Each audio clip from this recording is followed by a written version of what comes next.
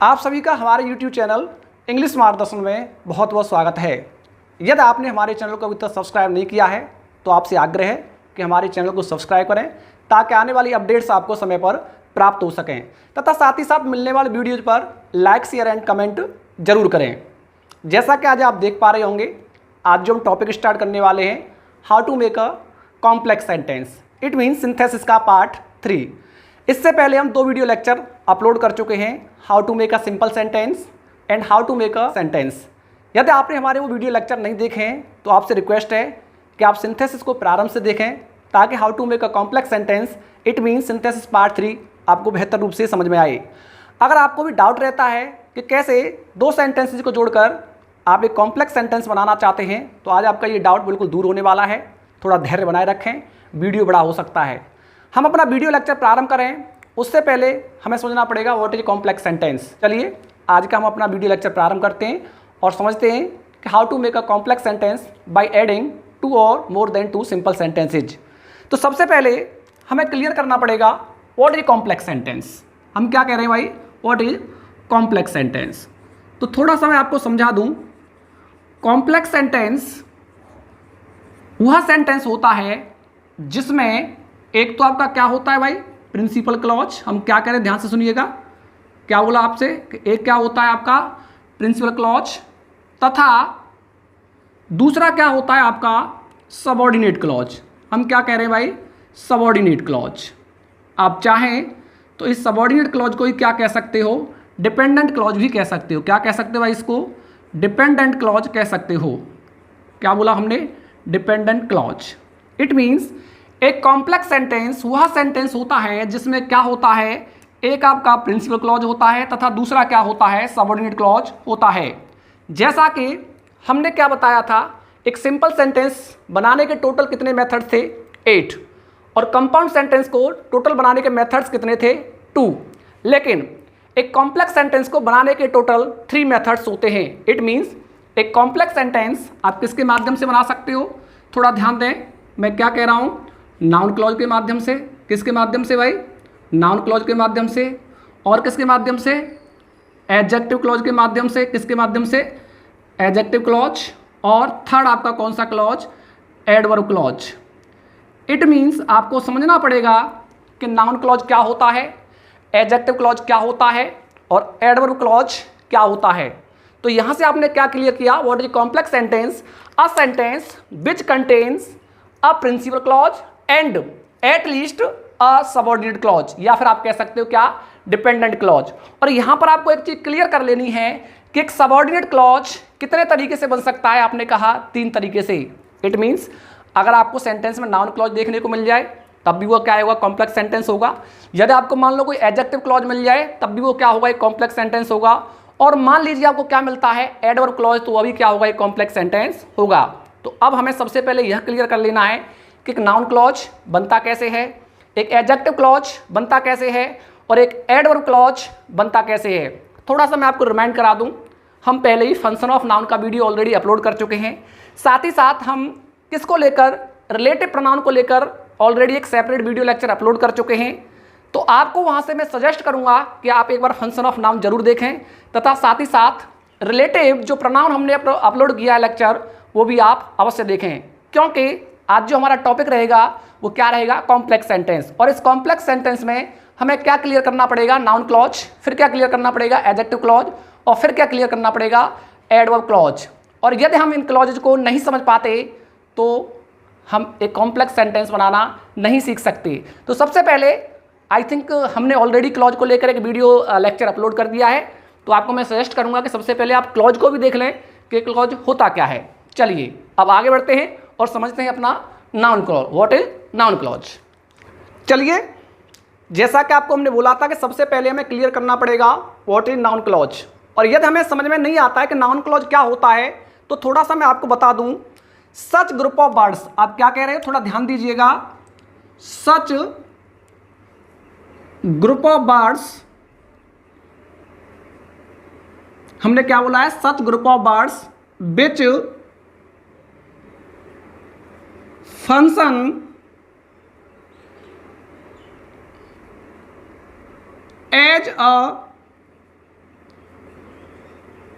Noun is called noun clause.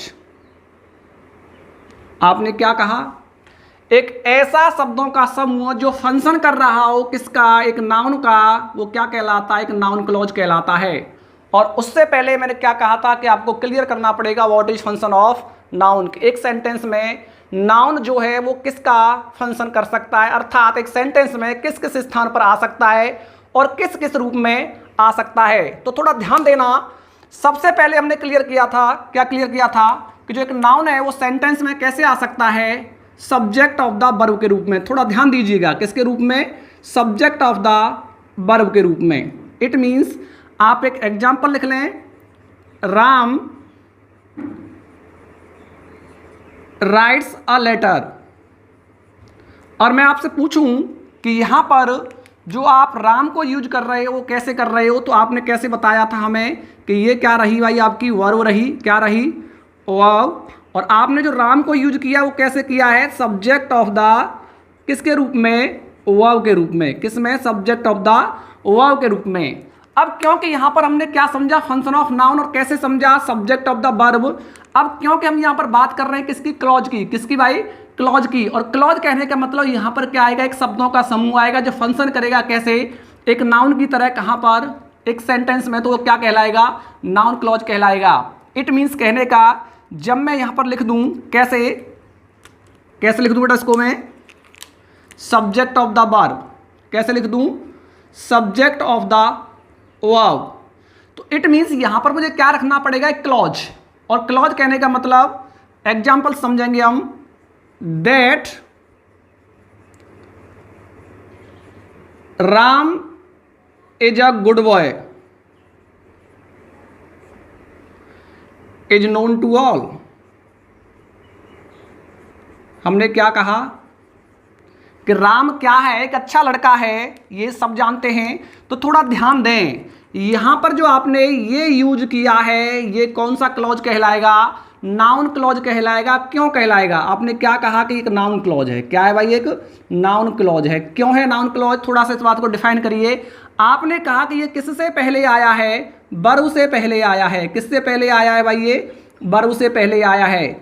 और आप जानते हो कि वर्ब से पहले क्या आता है? एक सब्जेक्ट आता है। क्या आता है? एक सब्जेक्ट आता है। इट मीन्स ये प्रयुक्त हो रहा है किसकी जगह पर? एक सब्जेक्ट की जगह पर। किसकी जगह पर? एक सब्जेक्ट की जगह पर। इसलिए यह क्या कहलाया? एक नाउन क्लॉज कहलाया।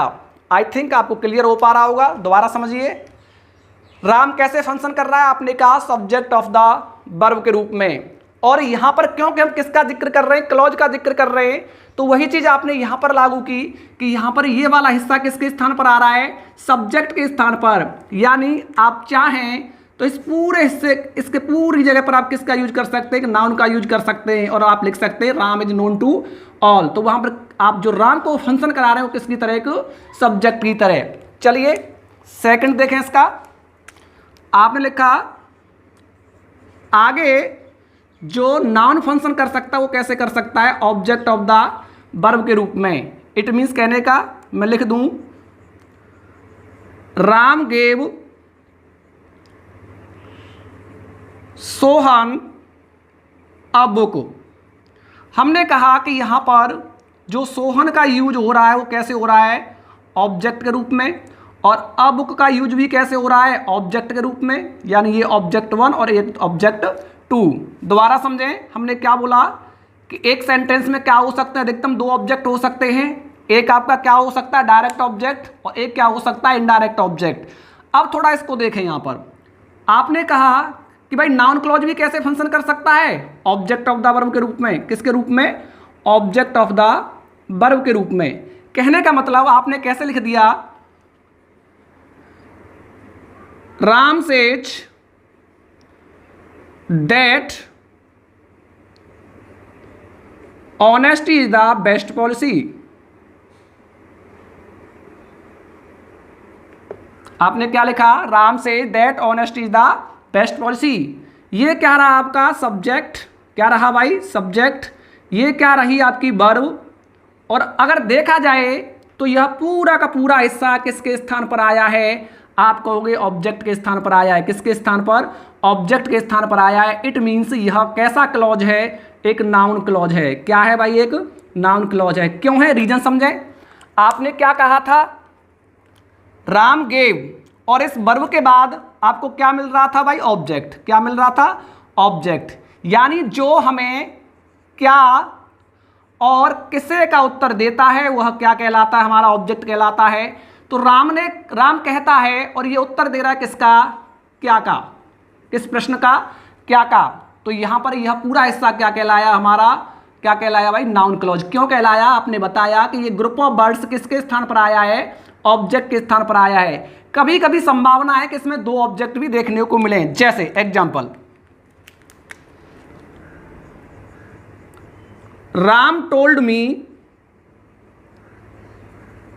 That he could do that work. मैंने क्या कहा था? संभावना है। जिस प्रकार गेव के बाद हमें क्या मिले हैं? दो ऑब्जेक्ट मिले हैं। यहां पर भी हमें क्या मिल जाए? दो ऑब्जेक्ट मिल जाएं। ये आपका क्या रहा? आपने कहा सब्जेक्ट रहा। ये आपका क्या रहा? वर्ब रहा। और यहां पर ये कौन सा ऑब्जेक्ट रहा? ऑब्जेक्ट 1 रहा। और ये पूरा का पूरा हिस्सा आपने क्या कहा? ऑब्जेक्ट 2 रहा। और ऑब्जेक्ट क्यों रहा? राम ने मुझे क्या बताया कि वो क्या कर सकता, उस कार्य को कर सकता था। इट मीन्स कहने का यहां पर ये कौन सा क्लॉज कहलाया? नाउन क्लॉज कहलाया।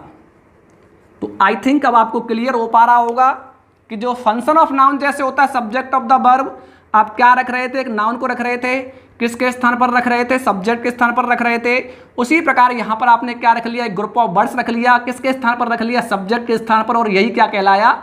Noun clause. नीचे आपने देखा क्या रख लिया भाई? एक ऑब्जेक्ट के स्थान पर आपने क्या रख लिया? Noun clause. क्या कहलाया?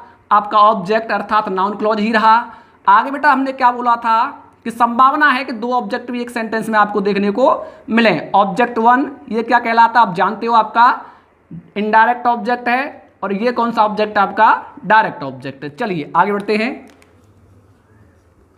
Object to a preposition. हमने क्या बोला भाई? एक नाउन कहां आ सकता है? ऑब्जेक्ट टू अ प्रेपोजिशन आ सकता है। फॉर एग्जाम्पल मैं लिख दूं,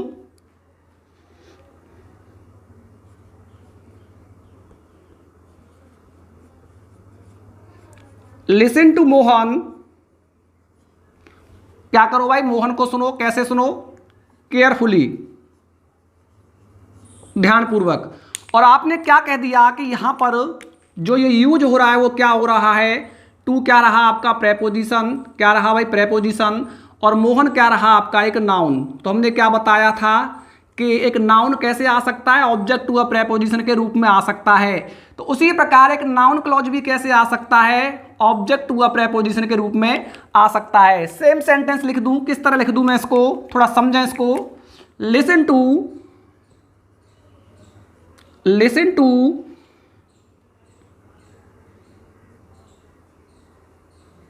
व्हाट मोहन सेज। एक और सेंटेंस लिख दूं, pay attention to what I से। आपने कहा जैसा कि आपको पता है एक प्रेपोजिशन के बाद क्या आता है? नाउन। तो उसी प्रकार यहां पर जो प्रेपोजिशन है, क्या है? प्रेपोजिशन है। उसके बाद जो आप इस हिस्से को यूज कर रहे हो ये क्या होगा? एक नाउन क्लॉज होगा। क्यों होगा भाई? एक ग्रुप ऑफ वर्ड्स है और किसके प्लेस पर आया है? प्रेपोजिशन के पश्चात आया है। और ये क्या कहलाया? आपका नाउन क्लॉज। क्यों कहलाया? आपने क्या रीजन दिया कि प्रेपोजिशन के बाद हमेशा क्या आता है? एक नाउन आ सकता है या प्रोनाउन आ सकता है। क्योंकि ये ग्रुप ऑफ वर्ड्स है और ये किसके बाद रखा है? हमने प्रेपोजिशन के बाद रखा है। इसलिए यहां पर ये फंक्शन कर रहा है किसकी तरह? Object to a preposition. Same नीचे यहां पर टू आपका क्या रहा? एक प्रेपोजिशन रहा। और जो आप फंक्शन करवा रहे हो व्हाट आई से, ये क्या है? ग्रुप ऑफ वर्ड्स है। और ये क्लॉज कौन सा क्लॉज? Noun clause. कौन सा clause? Noun clause. I think अब आपको क्लियर हो पा रहा होगा कि ऑब्जेक्ट टू अ प्रेपोजिशन जिस प्रकार एक नाउन आ सकता है क्या बनकर? प्रेपोजिशन का ऑब्जेक्ट बनकर, उसी प्रकार एक प्रेपोजिशन का ऑब्जेक्ट बनकर क्या आ सकता है? एक नाउन क्लॉज भी आ सकता है। चलिए अब थोड़ा सा आगे बढ़ें। नेक्स्ट फंक्शन आता है इसका कॉम्प्लीमेंट ऑफ द वर्ब। हमने क्या बोला भाई? Complement of the verb. और कॉम्प्लीमेंट ऑफ द वर्ब कहने का मतलब क्या होता है? जैसे एग्जाम्पल लिख दें हम, राम इज अ टीचर। आपने क्या लिख दिया, राम इज अ टीचर। अब इज क्या है आपका टू बी वर्ब है, और ये चीज क्या बनकर आई है आपकी, कॉम्प्लीमेंट बनकर आई है। क्या बनकर, कॉम्प्लीमेंट बनकर। क्यों आई है, reason because it is completing the sense of to be verb. ये क्या कर रहा है भाई, इस टू बी वर्ब के सेंस को क्या कर रहा है, फुलफिल कर रहा है, इसलिए यह दी हुई नाउन अ टीचर क्या कहलाई, कॉम्प्लीमेंट कहलाई। उसी प्रकार अगर इसके स्थान पर क्या आ जाए भाई, एक ग्रुप ऑफ वर्ड्स आ जाए तो वह क्या कहलाएगा, नाउन क्लॉज। इट मींस एक एग्जांपल लिख लें हम यहां पर, this is what I want. अब आप यहां पर इज क्या है आपका, टू बी वर्ब है। क्या है भाई, एक टू बी वर्ब है, और आप इस टू बी वर्ब के बाद क्या यूज कर रहे हो, एक ग्रुप ऑफ वर्ड्स यूज कर रहे हो। इट मीन्स यह क्या रहा आपका, एक नाउन क्लॉज रहा। क्या रहा भाई, एक नाउन क्लॉज रहा। क्यों रहा, रीजन समझे दोबारा से, क्योंकि आपने टू बी वर्ब के बाद किसको यूज किया है, एक ग्रुप ऑफ वर्ड्स को यूज किया है, और टू बी वर्ब के बाद आने वाली चीज क्या होती है, कॉम्प्लीमेंट। क्या होती है, एक कॉम्प्लीमेंट। बस अंतर इतना है कि इस कॉम्प्लीमेंट के स्थान पर आपने क्या कर लिया, ग्रुप ऑफ वर्ड्स यूज कर लिया है, जो नाउन न कहलाकर क्या कहलाया जा रहा है, नाउन क्लॉज। एक और समझें, आपका अंतिम है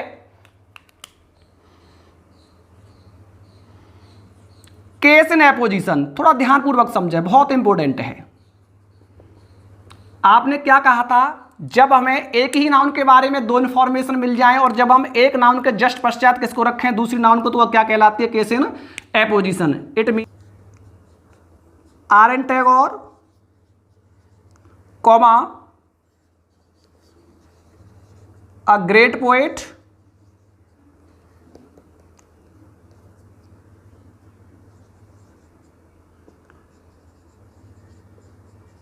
won the नोबेल प्राइज। तो आपने क्या बताया कि यहां पर अ ग्रेट पोइट जो काम कर रहा है वो कैसे कर रहा है, केस इन एपोजिशन।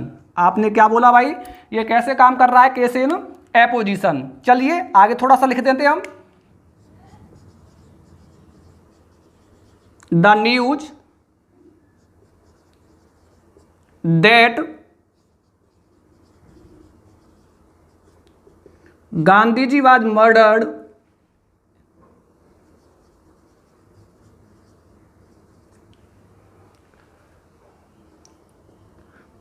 spread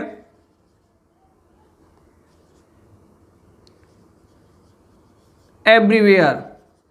आपने क्या कहा, द न्यूज कि गांधी जी क्या हो गए, मर्डर, उनका मर्डर हो गया है। स्प्रेड एवरीवेयर, कहाँ फैल गई वो खबर, चारों तरफ फैल गई। आपने यहाँ पर जो यूज किया है वो क्या है, आप जानते हैं केस इन एपोजिशन है, क्योंकि आप बोथ साइड में किसका यूज कर रहे हो, कॉमा का यूज कर रहे हो। यहाँ पर आप थोड़ा सा देखें कि नाउन है तो क्या कहलाया था, केस इन एपोजिशन। अब क्योंकि ये अकेला नाउन था, जबकि यहाँ पर क्या है, आपने इसमें दैट भी यूज किया हुआ है। इट मीन्स जैसे ही आप जानते हो क्या हो जाता है, कोई कंजंक्शन यूज हो जाता है तो वो कौन सा क्लॉज बन जाता है, अब नाउन क्लॉज। क्योंकि यह कैसे आ रहा है, केस इन एपोजिशन के रूप में। किसके भाई, केस इन एपोजिशन के रूप में। आई थिंक अब आपको क्लियर हो गया होगा कि एक सेंटेंस में नाउन कैसे फंक्शन करता है, subject of the verb, object of the verb, object to a preposition, complement of the verb, और आगे आपने क्या लिखा, केस इन एपोजिशन। उसी प्रकार एक नाउन क्लॉज अर्थात अ ग्रुप ऑफ वर्ड्स कैसे फंक्शन करता है एक नाउन क्लॉज की तरह पर, जैसे क्या करता है, एक नाउन फंक्शन करता है। यहां पर आपने देखा कि यह क्या है, ग्रुप ऑफ वर्ड्स है, किसके स्थान पर आया है, प्रेपोजिशन के पश्चात आया है। इट मीन्स क्या रहा, एक नाउन क्लॉज रहा। आगे आपने देखा कि टू बी वर्ब के बाद क्या आया है, अ ग्रुप ऑफ वर्ड्स आया है, क्या रहा आपका, नाउन क्लॉज रहा। आगे आपने देखा केस इन एपोजिशन के रूप में, क्योंकि यहां पर एक कंजंक्शन ऐड हुई आई है तो क्या रहा आपका, केस इन एपोजिशन के रूप में नाउन क्लॉज रहा। क्यों रहा, अब आपको जस्टिफाई हो पा रहा होगा। चलिए अब आगे देखते हैं कि इसी नाउन क्लॉज द्वारा कैसे आप दो या दो से अधिक सिंपल सेंटेंसेस को जोड़कर एक कॉम्प्लेक्स सेंटेंस बनाते हैं। कुछ एक सेंटेंस लिख लेते हैं और उसके बाद उनको नाउन क्लॉज द्वारा जोड़कर एक कॉम्प्लेक्स सेंटेंस बनाने का कार्य करते हैं।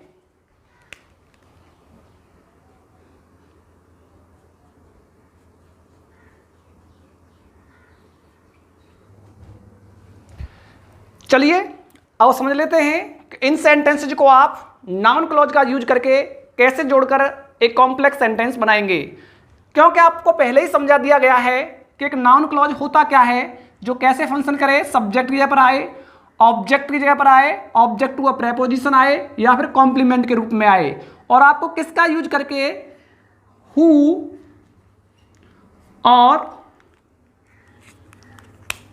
What, which, that,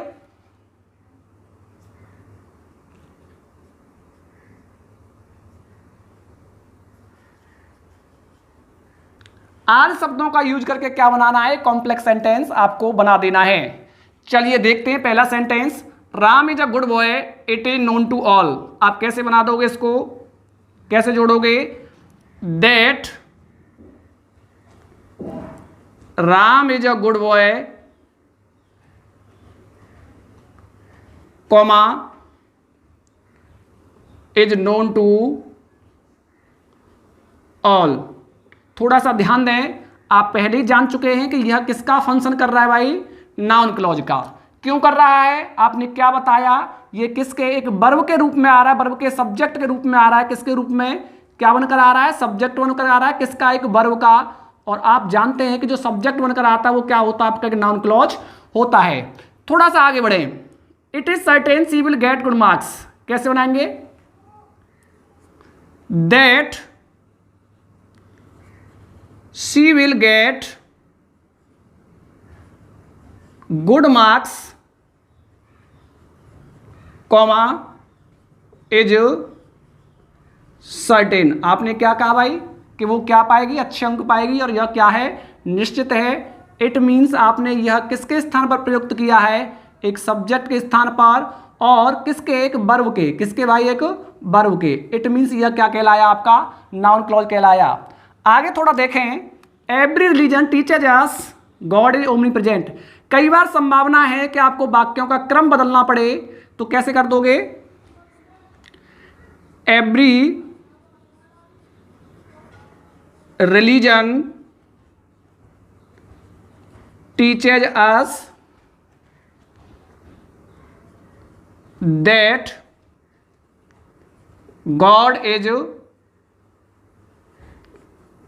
omni present.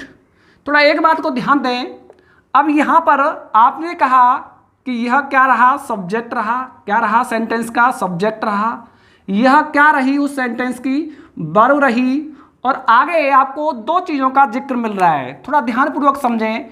एक तो आपका क्या, अस, और एक दैट से जुड़ा हुआ पूरा क्लॉज। तो इट मीन्स यह भी आपका क्या रहा, एक ऑब्जेक्ट रहा, और यह भी क्या रहा, आपका एक ऑब्जेक्ट रहा। क्यों रहा, थोड़ा समझें। प्रत्येक धर्म हमें सिखाता है, क्या सिखाता है भाई, क्या सिखाता है, तो यह जो क्या का उत्तर मिल रहा है, यह कौन सा ऑब्जेक्ट रहा, आपने कहा कि हमारा कौन सा ऑब्जेक्ट रहा, डायरेक्ट ऑब्जेक्ट। कौन सा ऑब्जेक्ट भाई, डायरेक्ट ऑब्जेक्ट। और कौन सा क्लॉज बन गया, नाउन क्लॉज। क्यों बन गया, तो आपने क्या रिप्लाई दिया हमें कि यह एक ऑब्जेक्ट के स्थान पर आया है, और हम जानते हैं जब ऑब्जेक्ट के स्थान पर कोई शब्दों का समूह आता है तो वह क्या कहलाता है, हमारा नाउन क्लॉज। इट मीन्स अब ये कौन सा, ये अस जो आ रहा है, ये कौन सा ऑब्जेक्ट रहा हमारा, इनडायरेक्ट ऑब्जेक्ट। अस क्या रहा हमारा, इनडायरेक्ट ऑब्जेक्ट। थोड़ा सा आगे आ जाए, आई डू नॉट नो, मैं नहीं जानता, हु इज ही, यानी वो कौन है। आपने कैसे कर दिया, आई do not no, I do not no, और आगे आपने क्या लिख दिया, who is he, who is he, और सेंटेंस क्या हो जाएगा आपका, गलत। ध्यान रख लेना है, जब भी आप हु को क्या कर रहे हो, नाउन क्लॉज की तरह यूज कर रहे हो, तो वो कैसे बनेगा, इसको आप कैसे लिखोगे, थोड़ा सा मैं बता दूं आपको कैसे लिखोगे इसको, हु ही इज, कैसे लिखोगे, हु ही इज। अब यह सेंटेंस क्या हो जाएगा आपका, सही हो जाएगा। थोड़ा सा आगे बढ़ें, Indira Gandhi was shot dead, the news spread all over the country. It means कैसे बना दोगे इसको आप, केस इन पोजीशन में लेकर, the news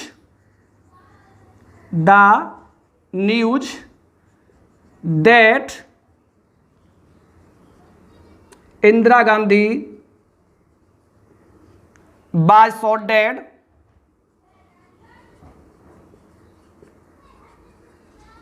comma spread all over the country. अब थोड़ा सा आगे बढ़ें। I told you that yesterday you must rely on it. हमने क्या बोला, कभी कभी सेंटेंस के अनुसार सेंटेंस क्रम को भी आप आपस में क्या कर लेते हो, परिवर्तित कर लेते हो। कैसे बना दोगे, ऑब्जेक्ट हुआ प्रेपोजिशन के रूप में। You must rely on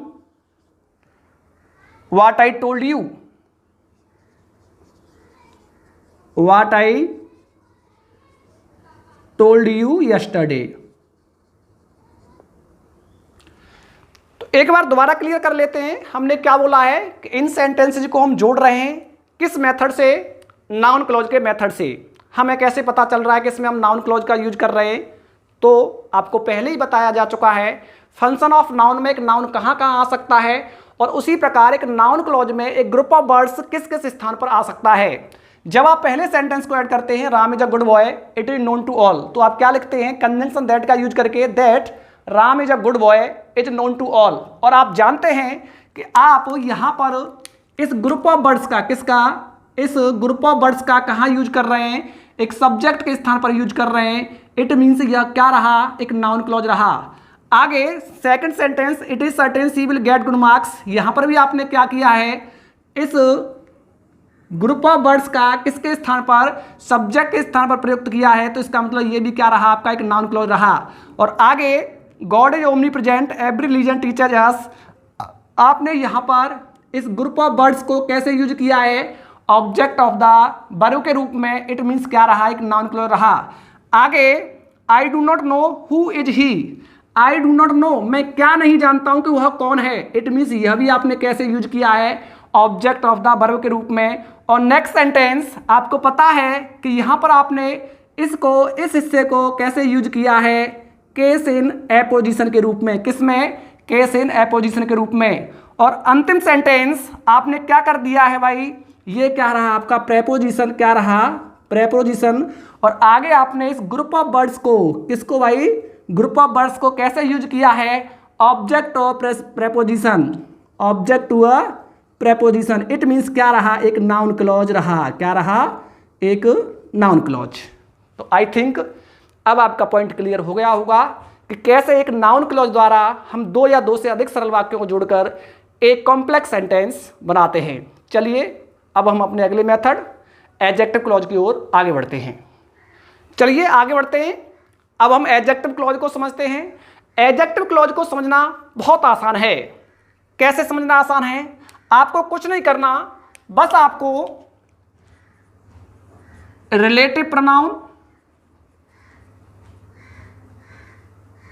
it means who,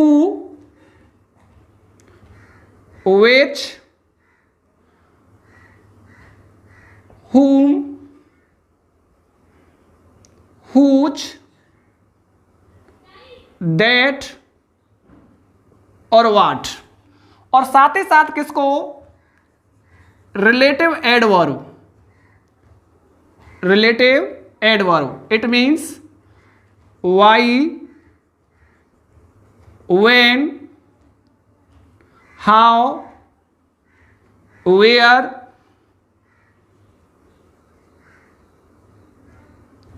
how many, how much। हम क्या कह रहे हैं, आपको कुछ नहीं करना, एडजेक्टिव क्लॉज को समझना बहुत आसान है। बस आपको एक बार क्या क्लियर कर लेना है, मैंने क्या बोला, रिलेटिव प्रोनाउन को क्लियर कर लीजिए और किसको, रिलेटिव एडवर्ब को क्लियर कर लीजिए और आपका एडजेक्टिव क्लॉज अपने आप क्लियर हो जाएगा। अब आप कहेंगे कि थोड़ा हमें बताइए ये रिलेटिव प्रोनाउन होता क्या है और ये रिलेटिव एडवर्ब है क्या। तो मैं आपको थोड़ा सा बता दूं, हमने ऑलरेडी किसको, रिलेटिव प्रोनाउन को लेकर एक वीडियो लेक्चर अपलोड कर रखा है। अगर आप उस वीडियो लेक्चर को वहां से देखेंगे तो आपके सारे डाउट एडजेक्टिव क्लॉज को लेकर दूर हो जाएंगे। फिर भी यहां पर हम इसको समझने की कोशिश करते हैं। इन शॉर्ट हम इसको डिस्क्राइब कर लेते हैं। जैसा कि आपने क्या कहा, रिलेटिव प्रोनाउन और रिलेटिव एडवर्ब दोनों किसका कार्य करते हैं, एडजेक्टिव क्लॉज का। तो पहले तो यही टर्म क्लियर कर लेते हैं कि एडजेक्टिव क्लॉज होते क्यों हैं। हमने क्या कहा, ये दोनों के दोनों क्या फंक्शन करते हैं भाई, एडजेक्टिव क्लॉज का। अब आपके मन में एक बात जरूर आ रही होगी कि ये रिलेटिव प्रोनाउन है और रिलेटिव एडवर्ब है, ये एडजेक्टिव क्लॉज क्यों बन रहा है। तो सबसे पहले आपको समझना पड़ेगा व्हाट इज एडजेक्टिव क्लॉज। आपने क्या कहा, ऐसे शब्दों का समूह जो किसको क्वालिफाई करे, एक नाउन या प्रोनाउन को क्वालिफाई करे। किसको, दोबारा लिख लेते हैं इसको, a such group of words which functions as an adjective in a sentence is called adjective clause। आपने कहा एक ऐसा शब्दों का समूह जो क्या कर रहा हो, किसी सेंटेंस में आकर एक एडजेक्टिव की तरह फंक्शन कर रहा हो, क्या कहलाता है, एडजेक्टिव क्लॉज कहलाता है। और आप जानते हो कि एडजेक्टिव का मुख्य कार्य क्या होता है, क्या क्वालिफाई करना, किसी नाउन या फिर प्रोनाउन को क्वालिफाई करना। आपने क्या कहा, एडजेक्टिव का मुख्य कार्य क्या होता है, किसी नाउन या प्रोनाउन को क्वालिफाई करना। अब आप कहेंगे कि भाई हमें एग्जांपल से एक सेंटेंस समझाइए, तब हमारी समझ में आएगा कि एडजेक्टिव क्लॉज होता क्या है। चलिए एक सेंटेंस लिख लूं मैं, I know the boy who reads या who studies in my class. अब थोड़ा सा ध्यान दें इस सेंटेंस में।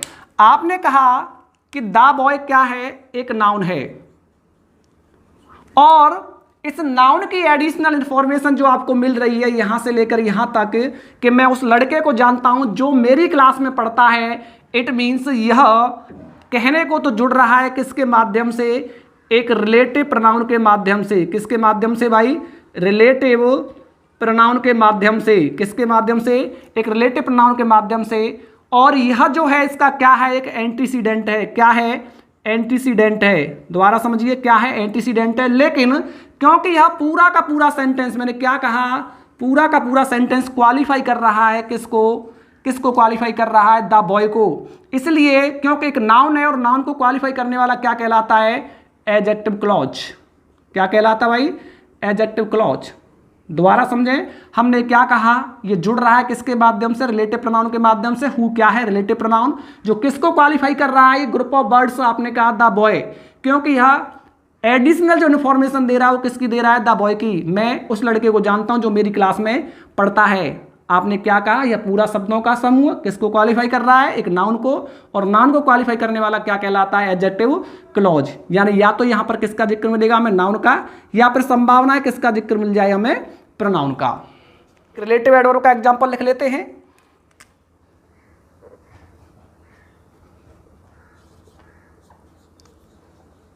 आई know the place where he lives in. मैं उस स्थान को जानता हूं जहां पर वो रहता है। अब आपने कहा कि भाई ये वेयर क्या है, यानी रिलेटिव एडवर्ब, सॉरी क्या है, एक आपने क्या कहा कि वेयर क्या है, एक रिलेटिव एडवर्ब, और प्लेस क्या है, एक नाउन। क्या है, एक नाउन। अगर आप देखें तो यह पूरा का पूरा सेंटेंस किसको क्वालिफाई करने का कार्य कर रहा है, इस प्लेस को। कहने का मतलब मैं किस स्थान को जानता हूं जहां पर वो रहता है। अब ये शब्दों का समूह किसका कार्य करेगा, एडजेक्टिव क्लॉज का। किसका भाई, एडजेक्टिव क्लॉज का। क्यों, क्योंकि यह अपने आए हुए एंटीसीडेंट प्लेस के बारे में इंफॉर्मेशन दे रहा है एडिशनल, इसलिए यह पूरा का पूरा कार्य कर रहा है किसका, एडजेक्टिव क्लॉज का। क्योंकि हम जानते हैं जो नाउन को क्वालिफाई करे वो क्या होता है, कि एडजेक्टिव होता है। चलिए अब इन पर बेस्ड कुछ एक एग्जांपल्स लिख लेते हैं और समझते हैं कैसे आप दो या दो से अधिक सरल सेंटेंसेस को जोड़कर एक एडजेक्टिव क्लॉज के माध्यम से कॉम्प्लेक्स सेंटेंस बनाएंगे। कुछ एक एग्जांपल्स लिख लेते हैं।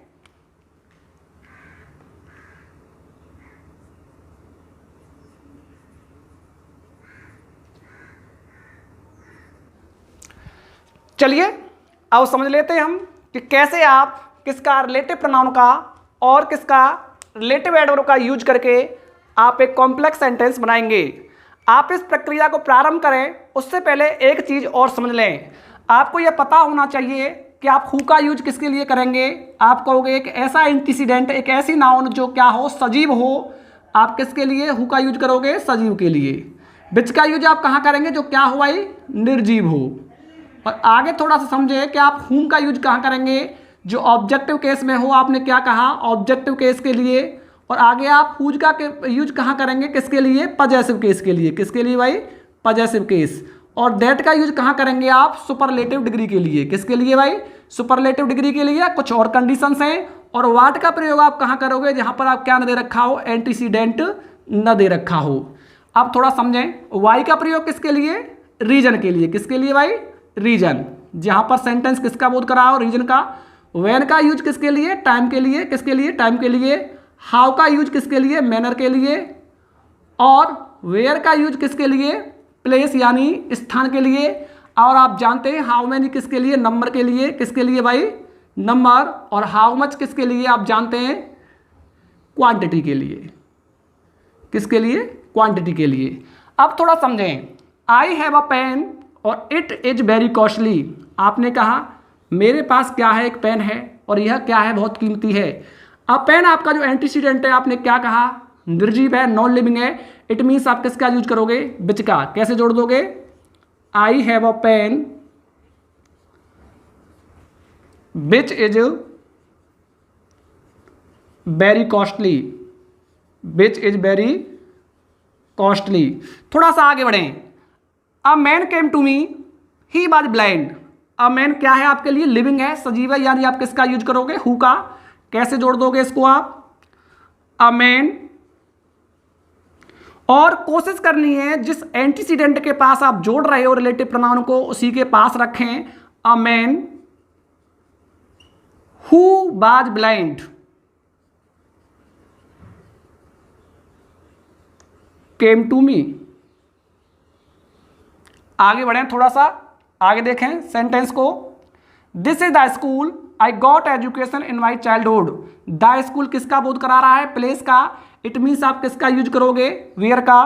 कैसे जोड़ दोगे? This is the school where I got education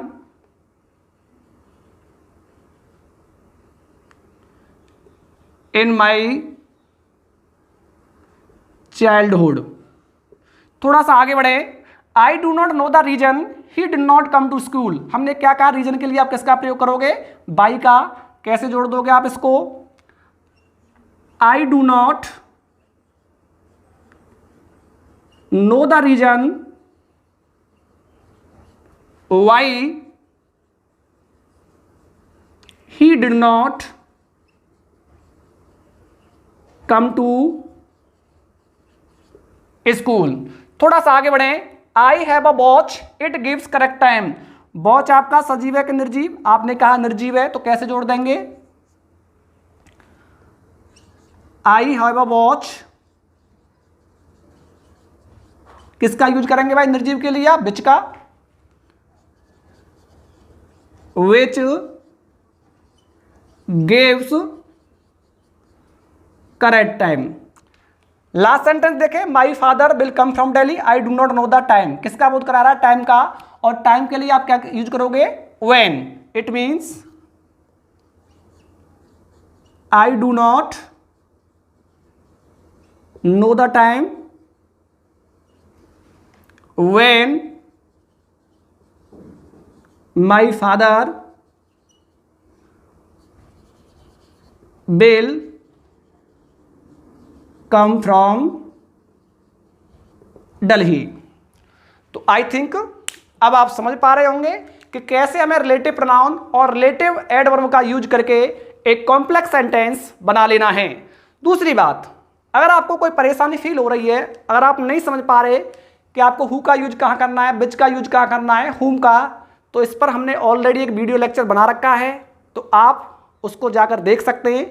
complete use of relative pronoun. चलिए अब हम अपने अंतिम स्टेप एडवर्ब क्लॉज की तरफ आगे बढ़ते हैं। अब हम अपने अंतिम स्टेप एडवर्ब क्लॉज की तरफ आगे बढ़ते हैं, तो थोड़ा समझ लेते हैं कि एडवर्ब क्लॉज का निर्माण होता कैसे है। तो आपने क्या कहा? एडवर्ब क्लॉज क्या होता है?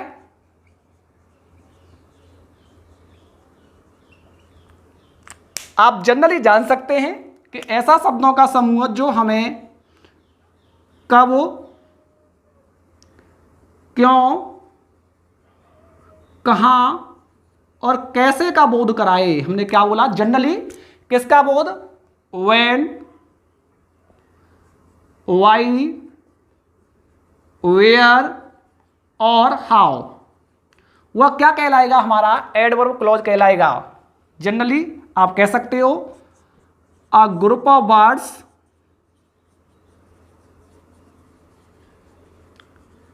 which functions as an adverb in a sentence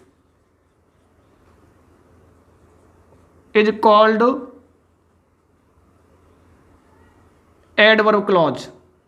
आपने क्या कहा? जो क्या फंक्शन करे भाई, एक एडवर्ब की तरह फंक्शन करे एक सेंटेंस में, क्या कहलाता है? Adverb clause. और आप जानते हो कि एडवर्ब का मुख्य कार्य क्या है? कब, क्यों, कहां, कैसे का बोध कराना। जैसे एक एग्जांपल लिख लूं,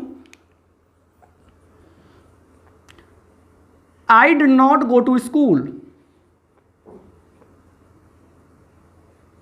मैं स्कूल नहीं गया बिकॉज आई वॉज इल, क्योंकि मैं क्या था? बीमार था।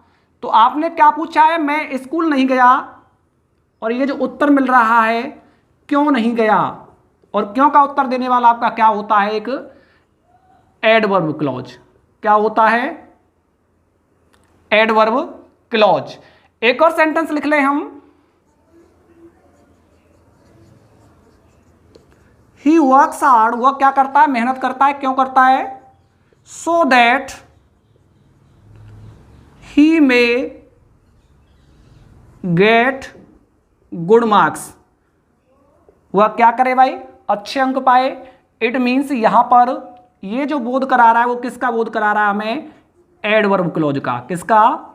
एडवर्ब क्लॉज का। एक और sentence, the train had left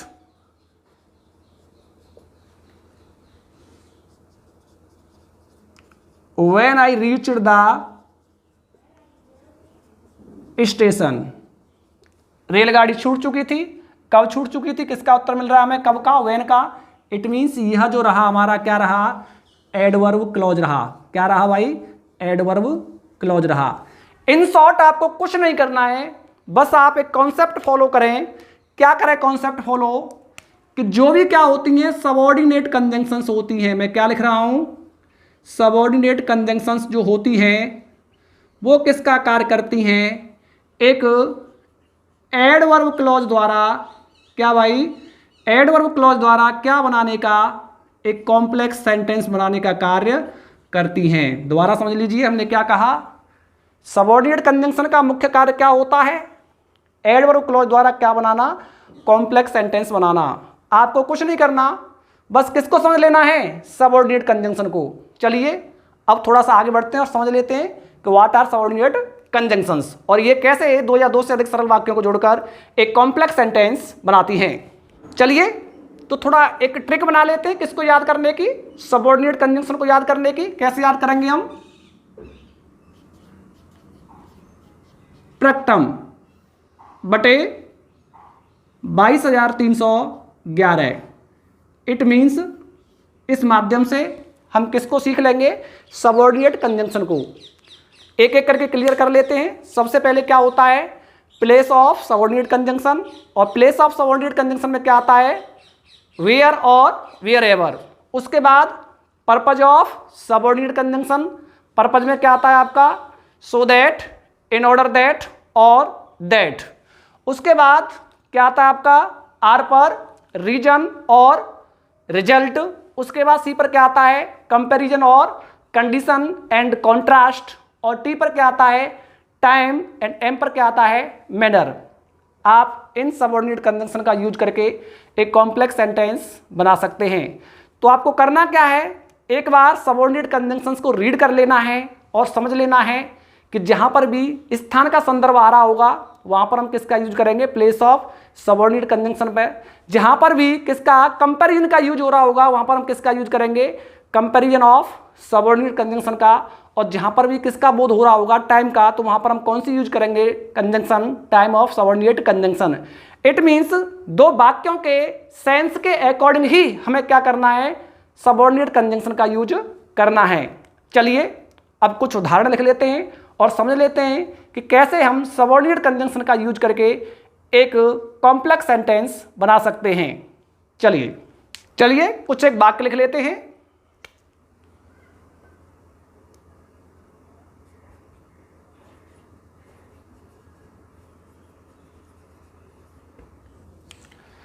चलिए अब थोड़ा समझ लेते हैं कि आपको करना क्या है। आप जैसा कि सबऑर्डिनेट कंजंक्शंस को पढ़ चुके हैं, कितने प्रकार के थे और किस किस चीज़ का हमें बोध करा रहे थे, तो आपको सेंटेंस को रीड करने के बाद उसी के सेंस के अकॉर्डिंग उस कंजंक्शन से जोड़ने का कार्य करना है। अगर आपको लगता है कि सेंटेंस स्थान का बोध करा रहा है तो आप प्लेस ऑफ सबऑर्डिनेट कंजंक्शन का यूज करिए। अगर आपको लगता है कि सेंटेंस रीजन का बोध करा रहे हैं तो आप किसका यूज करिए, रीजन ऑफ सबऑर्डिनेट कंजंक्शन का यूज करिए। अगर आपको लगता है कि सेंटेंस कंपैरिजन का बोध करा रहा है तो आप किसका यूज करिए, कंपैरिजन ऑफ सबऑर्डिनेट कंजंक्शन का यूज करिए। चलिए समझ लेते हैं। पहला sentence, I am quite tired, I can not work any more. कहीं ना कहीं ये सेंटेंस जो आपको बोध करा रहा है वो किसका बोध करा रहा है भाई, रिजल्ट का। यानी मैं कितना थका हुआ हूं कि मैं क्या नहीं कर सकता, और कार्य नहीं कर सकता। It means I am so tired that I cannot work any more। आपने किसका यूज किया, सो डॉट डॉट दैट का यूज कर लिया। क्यों कर लिया भाई, क्योंकि यह किसको बता रहा था, रिजल्ट को बता रहा था। अगला सेंटेंस, लर्न योर लेसन। क्या करो भाई, अपना पाठ याद करो और तुम क्या हो जाओगे, परीक्षा में पास हो जाओगे। इट मीन्स यह क्या बोध करा रहा है, शर्त रख रहा है कि यदि आप क्या करते हो, अपना पाठ याद करते हो तो तुम क्या हो जाओगे, परीक्षा में पास हो जाओगे। कैसे जोड़ दोगे, if you learn the lesson comma you will pass the exam. आगे बढ़े थोड़ा सा, the train had left, they reached the station. कहीं ना कहीं ये किसका बोध करा रहा है, हमें टाइम का बोध करा रहा है। कैसे बना देंगे, किसका यूज करके, टाइम ऑफ सबऑर्डिनेट कंजंक्शन का। The train had left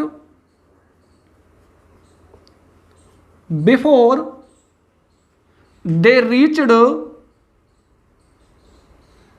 the station. आगे बढ़े, I will return, do not go till then. जब तक मैं लौट ना हूं आप मत जाना। किसका बोध करा रहा है, टाइम का। कैसे बना देंगे, कई बार आपको सेंटेंसेस के क्रम को भी बदलना पड़ता है। Do not go till I return. आप चाहें तो किसका यूज कर सकते हैं यहां पर, अनटिल का भी। आगे बढ़े, Nehru went to many places, he was welcomed everywhere. किसका बोध करा रहा है आपको, प्लेस ऑफ सबऑर्डिनेट कंजंक्शन का। किसका यूज करोगे, वेयर या फिर वेयर एवर का। तो Nehru was welcomed wherever he went. आगे बढ़े, राम इज मोर इंटेलिजेंट और श्याम इज लेस इंटेलिजेंट। कहीं ना कहीं सेंटेंसेस में हम क्या कर रहे हैं, कंपैरिजन कर रहे हैं। कैसे जोड़ देंगे, Ram is more intelligent then Shyam. आगे बढ़े थोड़ा सा हम, ही वर्कड हार्ड, उसने मेहनत की और फिर भी वो क्या हो गया, फेल हो गया। इट मीन्स किसका बोध करा रहा है, कॉन्ट्रास्ट का। कैसे जोड़ दोगे आप, although he worked hard yet he failed in the exam। आप चाहें तो इस येट की जगह पर क्या लगा सकते हैं, कॉमा का यूज भी कर सकते हैं। He talks in a manner, वह इस तरीके से बात करता है जैसे वह क्या हो, एक राजा हो। इट मीन्स किसका बोध करा रहा है, मैनर का। कैसे जोड़ दोगे, he talks as if he were a king. थोड़ा सा आगे बढ़े, ही वर्क्स हार्ड, वह क्या करता है, मेहनत करता है, और वह क्या पाना चाहता है, अच्छे अंक पाना चाहता है। यानी क्या बता रहा है, पर्पज को कैसे जोड़ दोगे, he works hard so that he may get good marks. तो आई थिंक अब हमने समझ लिया है कि कैसे दो या दो से अधिक सरल सेंटेंसेज को जोड़कर आप किसके माध्यम से, एडवर्ब क्लॉज के माध्यम से एक कॉम्प्लेक्स सेंटेंस बना सकते हैं। अगर आपको एडवर्ब क्लॉज में अब भी कोई डिफिकल्टी फील हो रही है तो हम आपके लिए सबऑर्डिनेट कंजंक्शन का एक सेपरेट वीडियो लेक्चर लेकर आएंगे, जहां पर आप समझ जाओगे आसानी से कि कैसे आप दो सेंटेंसेज को जोड़कर एक कॉम्प्लेक्स सेंटेंस सबऑर्डिनेट कंजंक्शन के माध्यम से बनाते हैं। फिलहाल के लिए आप क्या कर सकते हैं, आप सबऑर्डिनेट कंजंक्शन को याद कर लीजिए और ये ध्यान रखिए कि कौन सी कंजंक्शन किसका बोध करा रही है, और उसी के अकॉर्डिंग आप दो सेंटेंसेस को जोड़ने का कार्य करिए। फॉर एग्जाम्पल, तो थोड़ा समझ लें, पहला सेंटेंस क्या बता रहा है हमें, आपने क्या कहा भाई, किसका बोध करा रहा है ये, आई एम क्वाइट टायर्ड, यानी ये बताया उसने क्या, रिजल्ट। सेकंड सेंटेंस आपने कहा condition. Third sentence time. Fourth sentence time. अगला सेंटेंस प्लेस। अगला सेंटेंस देखें हम कंपैरिजन, क्या भाई, कंपैरिजन। अगला सेंटेंस कॉन्ट्रास्ट, क्या भाई, कॉन्ट्रास्ट। अगला सेंटेंस मैनर, क्या भाई, मैनर। और अगला सेंटेंस लास्ट वाला आपने क्या कहा, पर्पज, क्या भाई, पर्पज। तो आई थिंक हमको यह समझना पड़ेगा कि कौन सा सेंटेंस किसका सेंस दे रहा है, और उसी सेंस के अकॉर्डिंग हमें किसका यूज करना पड़ेगा, कंजंक्शन का यूज करना पड़ेगा, तभी आप सिंथेसिस कर पाने में सफल होंगे। आई थिंक 1 by 1 मेथड हमने क्लियर कर लिया है। फिर भी आपका कोई डाउट रह जाता है हमें, तो आप कमेंट सेक्शन में पोस्ट कर सकते हैं।